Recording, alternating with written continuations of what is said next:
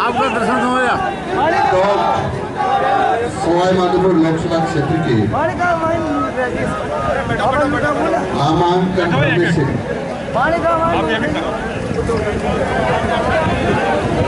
इस कार्यक्रम में उपस्थित मंचस्थ विराजमान इस क्षेत्र के जन स्वास्थ्य अभियांत्रिकी मंत्री श्रीमान कन्हैयालाल जी, भारतीय जनता पार्टी के प्रदेश महामंत्री श्रीमान जितेंद्र जी गोटवाल साहब, आज के आकर्षण और हमारे स्थायी सांसद महोदय चंद्र। ये चुनाव है लगातार देश के मान और सम्मान बढ़ाने का। ये चुनाव है लगातार देश के विकास को लगातार आगे बढ़ाने का। ये चुनाव है देश के आम लोगों में सुख समृद्धि लाने का। और हम सब लोग चाहते हैं इस देश में लगातार सुख शांति रहे जिस प्रकार से है। हमारे परिवारजनों की, क्षेत्रीय लोगों की, हमारे देश की आर्थिक स्थिति सुदृढ़ होती रहे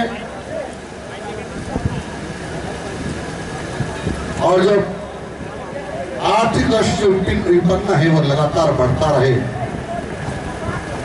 तो फिर हम सब लोग को मिलकर के भारतीय जनता पार्टी को 26 अप्रैल को वोट देना है, जोनापुर यादव से सांसद बनाना है और देश में तीसरी बार माननीय नरेंद्र जी मोदी को प्रधानमंत्री बनाना है। तो एक सवाल पूछती है जनता कई बार, हम नरेंद्र जी मोदी को प्रधानमंत्री क्यों बनाएं? तो उसका जवाब भी आपके पास। आज राजस्थान की लोकप्रिय उप मुख्यमंत्री बहन प्रिया कुमारी जी हमारे बीच में पधार चुकी है। हम उनका स्वागत करते हैं, अभिनंदन करते हैं।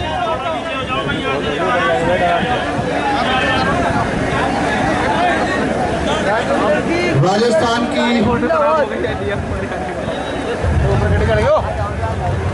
उप मुख्यमंत्री बहन प्रिया कुमारी जी का हम स्वागत करते हैं, अभिनंदन करते हैं।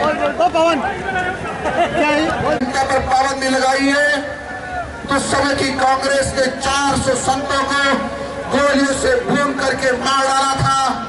दिल्ली की कांग्रेस है, ये कांग्रेस है राम भक्तों की हत्यारी।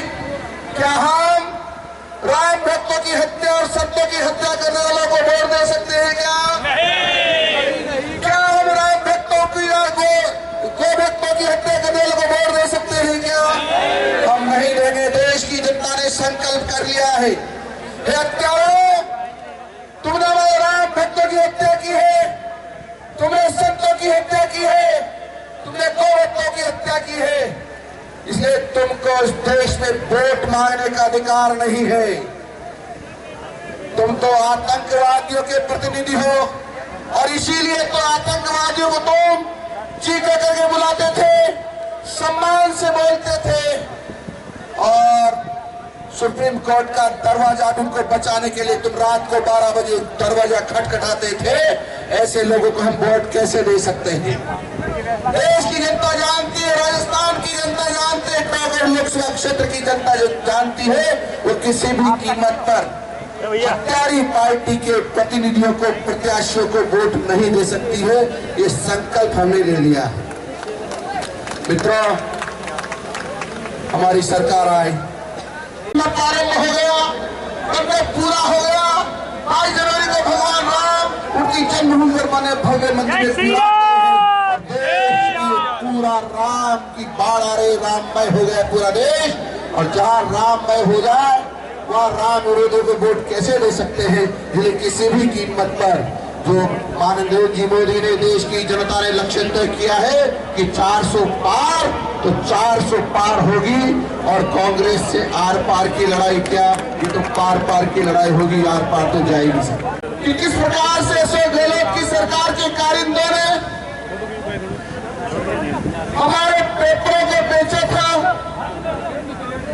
परीक्षा में आए पेपर खुद ने बेच दिए, लाखों करोड़ में कमाए, और आज कांग्रेस के ही कई दर्जनों लोग जेल की सीटों में बंद है और 500 से ज्यादा लोग और जाने वाले हैं।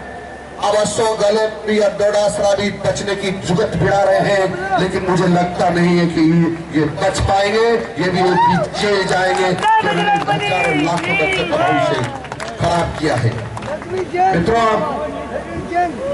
धारा 370 के बारे में सब लोग जानते हैं। धारा 370 एक ऐसा कलंक था हमारे माथे पर, जहां पर कश्मीर में सामान्यतः हिंदू वोट नहीं कर सकता था।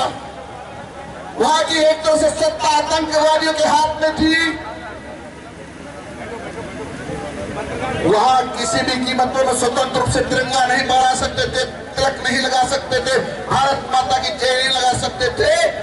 उस कलंक को हटाने में भारतीय जनता पार्टी की सरकार नरेंद्र जी मोदी ने काम किया है। इसलिए आज हम कश्मीर में स्वतंत्र रूप से जो टॉप में कर सकते हैं, स्वाय माधोपुर में कर सकते हैं, वो सब कुछ कर सकते हैं। इसलिए आज पूरा देश मोदी जी की जय जयकार कर रहा है और इंतजार कर रहा है कब वोट देने का दिन आएगा, और उस दिन हम आपको वोट देकर के प्रधानमंत्री जी आपको तीसरी बार प्रधानमंत्री बनाएंगे।